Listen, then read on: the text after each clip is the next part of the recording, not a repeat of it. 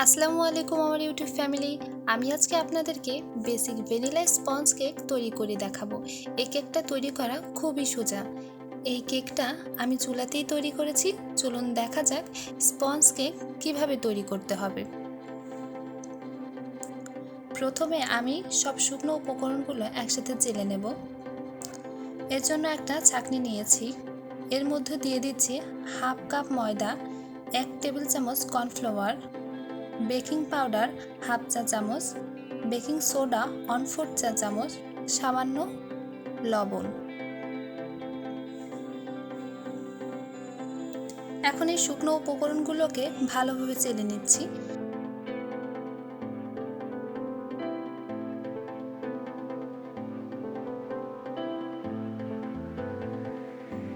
ছেঁকে নেওয়া হয়ে গেলে হ্যান্ড বিটার দিয়ে মিশিয়ে নিচ্ছি। শুকনো উপকরণগুলোকে ছেঁকে এক সাইডে রেখে দিচ্ছি। এখন অন্য একটা বাটিতে রুমের স্বাভাবিক তাপমাত্রার 2টা ডিমের কুসুম ও সাদা অংশ খুব সাবধানে আলাদা করে নিচ্ছি। স্পঞ্জ কেক তৈরি করলে কুসুম ও সাদা অংশ আলাদা করে নিতে হবে। ডিমগুলো ফ্রিজে থাকলে 1 ঘন্টা আগে ফ্রিজ থেকে বের করে রাখতে হবে। আপনারা দেখতেই পাচ্ছেন আমি কিভাবে করছি। আপনাদের যেরকম সুবিধা হয় আপনারা সেরকম করে নেবেন।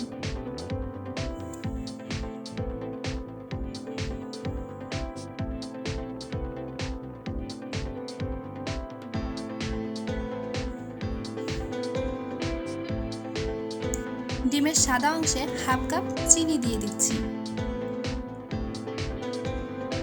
এটা ইলেকট্রিক বিটার।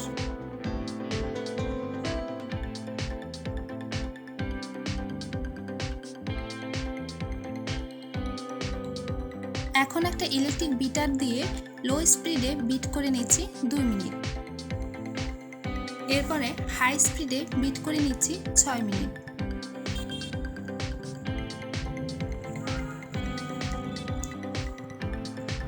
আপনাদের কাছে ইলেকট্রিক বিটার না থাকলে হ্যান্ড বিটার দিয়েও কাজটা করতে পারেন। সেক্ষেত্রে 10 থেকে 12 মিনিট সময় লাগতে পারে।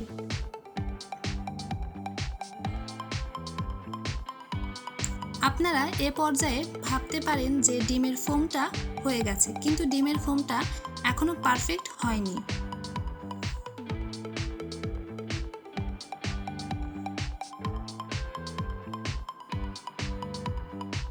আমি আপনাদেরকে দেখিয়ে দিচ্ছি ডিমের ফোমটা ঠিক কী রকম হবে।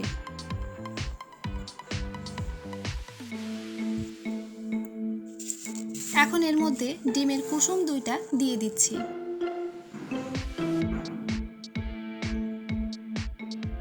বেশিক্ষণ বিট করবেন না। দিয়ে দিচ্ছি হাফ চা চামচ ভ্যানিলা এসেন্স, 2 টেবিল চামচ তেল,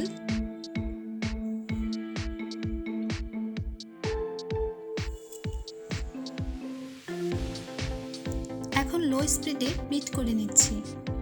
10 সেকেন্ডের জন্য বিট করে নিচ্ছি। এর থেকে বেশি বিট করতে যাবেন না, তাহলে ফোমটা নষ্ট হয়ে যাবে।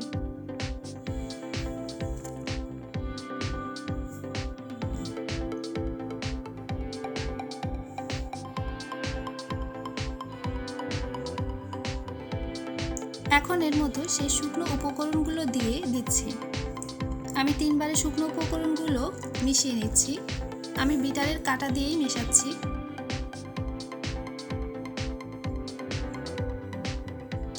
খুব আলতোভাবে মেশাতে হবে। আপনারা দেখতেই পাচ্ছেন আমি ঠিক কিভাবে মিশিয়ে নিচ্ছি। একটু সময় নিয়ে এই মিশ্রণটি মিশিয়ে নিতে হবে। তাড়াহুড়ো করে মেশানো যাবে না।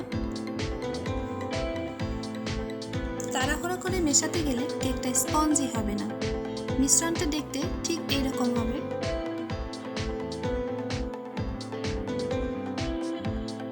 আমি তুলিয়ে দেখিয়ে দিচ্ছি মিশ্রণটা ঠিক কিরকম হবে, একটু লক্ষ্য করুন।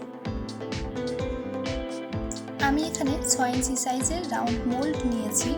কেক মোল্ডটাতে তেল ব্রাশ করে লেখালেখির কাগজ বিছিয়ে দিয়েছি। এখন এর ভিতর সম্পূর্ণ মিশ্রণটি ঢেলে দিচ্ছি। কেক তৈরি করে একটু দেরি করা যাবে না।